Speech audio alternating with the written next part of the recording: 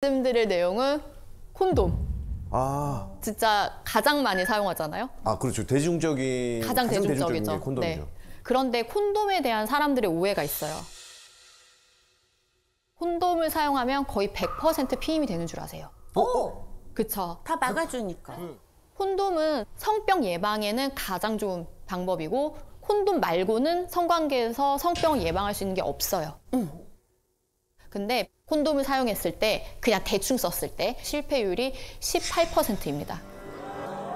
생각보다 높죠? 그리고 타이트하게 진짜 되게 열심히 썼어. 찢어진 건 없는지 막 이렇게 확인을 하고 썼는데도 실패하는 확률이 2%예요. 나 콘돔 했으니까 절대 임신 안 돼. 이게 아니거든요. 콘돔을 쓰실 때 잘 알고 계셔야 되는 게 두 가지가 있는데 내가 사정을 했으면 바로 빼셔야 됩니다. 발기가 풀리기 전에 잘 꺼내야 새거나 빠지는 경우가 없고요. 그리고 나는 안전하게 해야지. 그리고 콘돔을 2겹을 끼거나 그런 분들이 있거든요. 2개. 2개를 끼면 마찰력 때문에 찢어질 수가 있어요. 오히려 더 위험하거든요. 그래서 콘돔은 꼭 하나만 사용을 하셔야 돼요.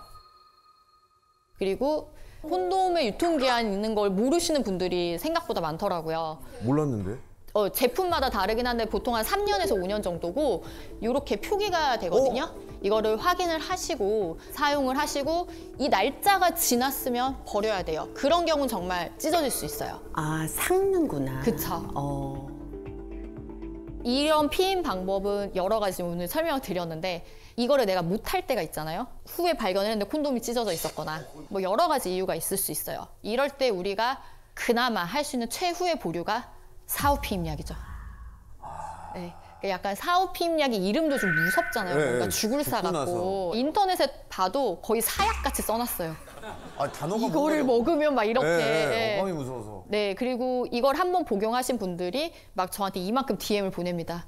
선생님, 제가 이걸 먹었는데 이제 저는 앞으로 임신이 안 되고요. 저는 이제 앞으로 큰일 났고 나중에 평생 동안 저는 이걸 몇 번을 더 먹을 수 있을까요? 막 이렇게 오는데 그 정도의 약은 아니고요. 내가 나중에 임신을 함으로써 이루어지는 그 이후의 일들 이런 걸 생각을 했을 때 원하지 않는다면 사후 피임약 드시는 거를 망설이지 않으셨으면 좋겠고요. 사후 피임약은 72시간 이내에 먹는 약이 있고 120시간 이내에 먹는 약이 있어요. 2가지 종류가 있어요. 그래서 배란기 전이라면 72시간, 후라면 120시간짜리를 말씀드리는데 한 번만 먹으면 돼요. 딱 한 번만 먹으면은 피임 성공률이 거의 99%까지 올라가기 때문에 바로 복용을 하시면 되고 주의하셔야 될 거는 한 사이클에 한 번만 드셔야 됩니다. 내가 오늘 먹었어요. 이틀 뒤도 가임기인데 또 이런 일이 생겼어. 그때 사후 피임약은 효과가 거의 없다고 생각하시면 돼요. 아주 낮거든요. 매독 다음에 아까 우리 얘기했던 무서운 병. 에이즈. 네. 근데 요즘은 에이즈라는 말을 사실은 잘 안 써요. HIV 보균자라는 말을 더 많이 씁니다. 그 이유가 뭐냐면 에이즈를 일으키는 바이러스 이름이 HIV예요. 사람 면역 결핍 바이러스고 에이즈는 후천성 면역 결핍증인데 이 HIV가 들어와서 면역 세포를 막 죽여요. 그래서 이 면역력이 완전 떨어져서 생기는 병이 에이즈예요. 근데 옛날에는 HIV에 감염되면 다 에이즈가 됐어요. 그래서 HIV 보균자라는 말을 안 쓰고 그냥 다 에이즈였던 거예요. 근데 이제는 약이 너무 좋아져서 에이즈까지 가지 않는 경우가 대부분입니다. 그래서 그냥 HIV 보균자다가 끝이에요. 그래서 HIV에 감염됐다고 다 에이즈는 아니라는 거죠. 그래서 약을 계속 먹게 되는데 약을 먹다 보면 이 몸 안에 있는 바이러스 타이터 검사를 했을 때 거의 0에 수렴할 정도로 검출이 안 돼요. 그렇기 때문에 예전만큼 어마무시하게 막 무섭고 생명을 앗아가는 병이라기보다는 평생 관리해야 되는 만성질환이다라고 요즘은 인식이 조금 바뀌고 있거든요. 그런데 우리가 에이즈라면 떠올리는 편견들이 몇 개 있어요. 그렇죠. 동성애자. 네. 예, 그리고 에이즈 뭐 걸리는 사람이랑 밥도 같이 먹으면 안 된다. 맞아요. 밥 먹으면 막 침. 괴담들 침으로 옵는. 다 해고요. 이런 거 막 편견과 오해거든요. 성접촉으로 걸리는 경우가 사실 대부분이에요. 이 성접촉에서 보면 양성 간의 성접촉이 가장 퍼센트가 높아요. 저게 사실 양성간이라기보다는 항문성교? 일대 위험도가 조금 더 올라가는 건데 왜냐하면 항문성교를 할 때 상처가 생길 확률이 더 높아지기 때문이에요. 상처가 있으면 균이 잘 침투되겠죠. 네. 네, 그래서 항문성교를 할 때 조금 더 전염률이 높아서 그런 동성애자들이 퍼뜨린다라는 오해가 생겼던 거고요. 실제 그 사람들이 한다고 자연 발생하는 게 아니고 전염병인 거죠. 그냥 일반적인 성관계를 할 때도 상처가 생긴다면 전염이 더 잘 돼요. 그래서 모든 성병은 남성이 여성한테 전염할 확률이 더 높습니다. 그 이유가 여성은 상처가 생긴 경우가 좀 더 많고요. 남자는 상처가 생기는 일이 별로 없기 때문에 그렇거든요. 그러면 한 번 성 접촉으로 얼마나 걸리는지 보시면 근데 그렇게 높지는 않은데? 생각보다 높지 않죠. 1% 정도예요. 한 번 관계로. 그래서 막 어마무시하게 떨지는 않아도 된다. 하지만 당연히 조심하셔야 되고요. 그리고 수혈이 가장 높아요. 그러니까 피가 섞이는 게 가장 확률이 높고요. 수직 감염도 좀 높죠. 임신부가 아기를 낳을 때 수직 감염이 22%, 23% 높은데 요즘은 약이 굉장히 잘 나왔다고 말씀드렸잖아요. 그 약을 잘 복용을 하는 경우에는 1% 미만으로 떨어져요. 물론 그럼에도 불구하고 제왕절개를 합니다. 그러면 아기는 괜찮아요. 아이한테 네. 균이 안 가요? 네. 그러면 저희가 타액으로 옮는다 봐. 이거는 사실 아니네요. 아닙니다. 성관계에도 1%인데.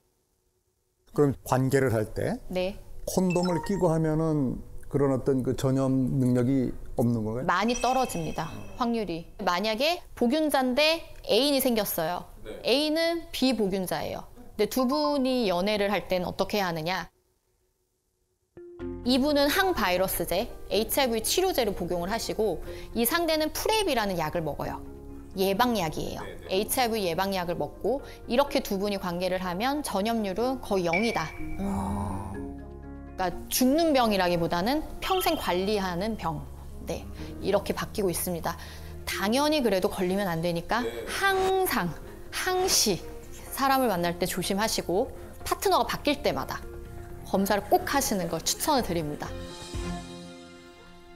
성기사마귀, 콘딜로마, 곤지름 들어보신 적 있으시죠? 아, 곤지름으로 들어본 적 있어요. 외음부에 이렇게 몽글몽글하게 뭐가 생겨요. 그러니까 사마귀 덩어리 같은 게 생기는 거거든요. 이런 질환이 생기는 바이러스를 HPV라고 하는데 이런 성기사마귀도 일으키지만 암 종류를 일으키는데 자궁 경부암, 아, 그리고 남성의 성기암, 항문암, 두경부암, 드물게 여성의 질암 이런 암들을 일으킬 수 있어요. 그래서 자궁경부암 백신 주사라고는 많이 들어보셨을 거예요. 그게 바로 이 HPV를 예방하는 주사입니다. 현재 12세에서 17세 여성분들 나라에서 주사 놔주니까 꼭 맞으시면 좋고 26세까지는 항체가 가장 의미 있게 생긴다라고 되어 있어서 26세 이전에 맞는 걸 가장 추천을 드리고 나이가 더 들어도 맞는 게 좋은데 근데 이거는 여자만 맞는 거잖아요.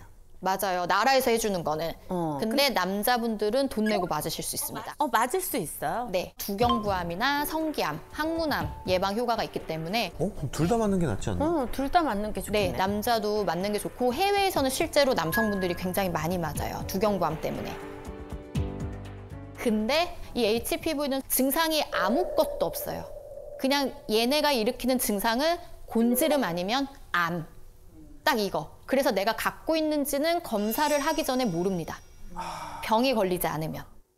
근데 실제 검사를 해보면 굉장히 많고요. 특히 20대, 30대 초반 성적으로 활발하신 분들은 90% 이상이 거의 다 양성으로 나와요. 병원에 오셨을 때. 따라서 HPV는 예방을 하면 가장 좋거든요. 역시 콘돔이 가장 좋은 방법 중에 하나고요. 파트너가 바뀌면 꼭 검사를. 제가 생각했을 때 진짜 이거는 웬만하면 안 걸리는 게 좋다.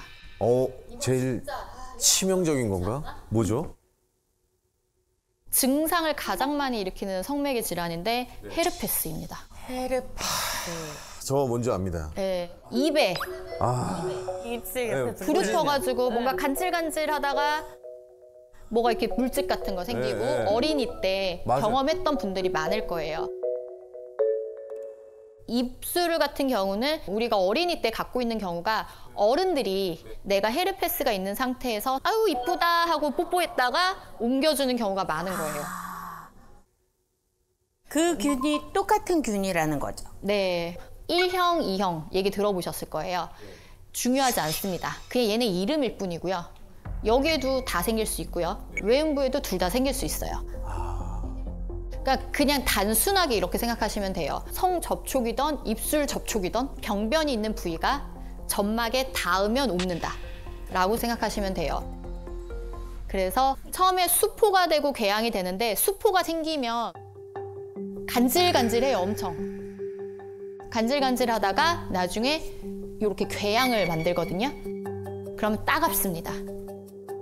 그래서 환자분들이 씻다가 밑이 너무 아파요. 물이 닿으면 이제 따가운 거죠. 그래서 병원에 오세요. 그래서 딱 보면 헤르페스. 원장님, 제가 알기로는 이 헤르페스는 완치가 안 된다. 네, 맞아요. 한 번 걸리게 되면 신경절에 살아요. 신경절에 살아서 내가 면역력이 떨어질 때마다 기어 나와서 그 병변을 만드는데 우리가 항바이러스제를 복용을 하죠. 그럼 밖에 있는 바이러스는 죽어요. 그래서 그 병변은 없어지는데 신경절에 있는 바이러스는 안 죽어요. 그럼 어떻게 그 바이러스를 죽이는 방법이 없습니다. 그럼 갖고 평생 사는 거예요? 평생 사는 거예요. 그래서 제가 안 걸리는 게 좋다라고 말씀을 드렸던 거고. 근데 증상이 밖으로 막 포진이 생기지 않았으면 전염성은 없는 거잖아요. 복균하고 있어도. 그거에 대해서 무증상 흘림이라는 게 있는데 그것도 아니네. 그것도 옮겨요. 네, 증상이 없고 밖에서 봤을 때 멀쩡한데도 전염이 되는 경우가 있거든요. 근데 사실 이거를 잘 살펴보면 전조 증상이 있어요. 처음에 수포가 되기 전에 바이러스들이 이제 여기 깔려 있잖아요. 근데 아직 수포는 안 생겨서 육아는 정상이에요. 하지만 이때 본인은 뭔가 그 부위가 뻐근하고 약간 근육통처럼 뭔가 거기 살이 아파요. 뭐 여기 팬티 라인 있는 이런 림프가 아프다던가 혹은 그쪽 다리가 저린 사람도 있고 사람마다 되게 달라요. 그래서 이런 전조 증상이 있을 때도 관계를 하지 않으시는 게 좋고 전조 증상이 있거나 수포 단계일 때 약을 먹으면 확 없어집니다. 아예 그럼 빨리 초기 진압이 중요하네. 네, 그러고 궤양이 됐을 때는 약을 아무리 먹어도 상처 자체가 피크를 찍고 회복하는 시간이 걸리기 때문에 그때 약이 별로 효과가 없어요. 그래서 자주 재발하는 분들은 그래서 아예 약을 드려요. 갖고 계세요. 그러고 전조 증상 있을 때 긴가민가 해도 그냥 드세요. 아니어도 상관없으니까 그냥 드세요. 그렇게 해서 말씀드려요. 이렇게 들으니까 선생님 그 미팅 때 하셨던 그 질문이 저 마지막 성병 검사는 언제 해보셨어요? 이제는 필수적으로 서로에게 해야 되는 새로운 문화로 좀 자리를 잡아야겠네요. 그렇죠. 이게 계속 살펴볼 수가 없잖아요. 오히려 빨리 물어보는 게 더 좋네요. 그렇죠. 그 올마도 네가 말한 게 이거였구나. 아프네. 약간 요렇게. 그래서 제가 항상 환자분들한테도 말씀드리는 게 성관계를 하는 게 쾌락만 쫓지 말아라. 쾌락만 쫓았을 때 이런 병에 걸리면 너무 속상하고 억울하고 현타가 오고 그렇게 되는 거죠. 그래서 내가 한 행위에 책임을 질 수 있는 마음가짐도 성관계에 되게 중요하다. 그리고 흔히들 오해하시는 게 질염 막 이런 게 있다? 이런 분들은 오히려 성관계 질환이 아닙니다. 그냥 혼자 걸리는 게 많아요. 증상을 일으키는 질염은 사실 크게 두 개가 있어요. 사실 거의 이 두 개밖에 없어요. 하나는 세균성 질증이라고 해서 가디넬라 베지날리스라는 균에 의해서 걸립니다. 이 균이 질에 원래 살고 있는 균이에요. 그런데 원래는 좋은 균이 많고 잡균들이 그냥 이렇게 꾸질꾸질하게 있는데 얘들이 확 늘어난 거죠. 얘들이 확 증식하고 좋은 균이 밀려 나온 거예요. 이렇게 되면은 질내 환경이 완전히 바뀌게 되거든요. 그렇게 되면 증상이 냄새가 엄청 나요. 원래 우리 냉은 냄새가 안 나요. 원래 냄새가 안 나는 게 정상이에요. 냄새가 난다? 그럼 병원에 가셔야 돼요. 그리고 노란색 냉이 나옵니다. 이 두 가지 증상이 세균성 질증이고 질내 밸런스가 깨져서 생긴 거다. 그러니까 내가 뭐 어떤 균이 들어오거나 뭘 잘못해서 생기는 건 아니고 면역력이 떨어지거나 그냥 이 안에서의 밸런스가 그냥 붕괴된 것 뿐이기 때문에 병원에서 항생제를 먹으면 다시 원래 밸런스로 돌아가게 됩니다. 근데 이걸 안 하잖아요. 그냥 계속 이 상태로 있어요. 원래대로 돌아가지 않아요. 그럼 계속 냄새가 나는 거죠. 근데 한 달에 한 번 그 생리 주기가 끝날 때쯤에는 약간 그런 증상들이 좀 있잖아요. 그래가지고 안에 씻어내는 막 세정제 막 이런 거 요즘에 질안 세척 네, 말씀하시는 쫙, 거죠. 네. 그런 걸로 셀프 관리를 하는 건 안 될까요? 그 생리 끝물은 사실 피 때문에 나는 냄새예요. 피가 질 안에 소량 고여서 산화가 되다 보니까 균들하고 섞이면서 냄새가 좀 날 수 있는 거거든요. 그럴 때 그 냄새는 되게 예민하신 분들은 본인은 맡아요. 그게 싫다면 안쪽을 그렇게 세척해내는 거는 나쁜 방법은 아닌데 근데 자꾸 사용하면 정상적으로 잘 있는데 뭐가 들어와서 흐트러뜨리는 거거든요. 그래서 평소에 사용하는 거는 완전 비추입니다. 그 두 번째, 칸디다 질염이라고 있어요. 쉽게 곰팡이라고 많이 말을 하기도 하고요. 정확하게는 진균 감염인데요. 인터넷에 찾아보시면 치즈 덩어리 같은 분비물이 나오는 게 특징입니다 라고 되어 있는데 실제 임상에서 보면 치즈 덩어리 같은 분비물이라기보다는 녹색이나 물 같은 냉이 속옷이 젖을 만큼 나오거나 약간 노란색의 납작한 그런 덩어리 같은 분비물이 나오는 게 칸디다 질염. 그리고 이게 나오면서 질 입구가 엄청 가려워요. 그런데 이 칸디다는 우리가 몸 안에 다 조금씩 가지고 있어요. 이런 피부 밑에도 다 조금씩 있고.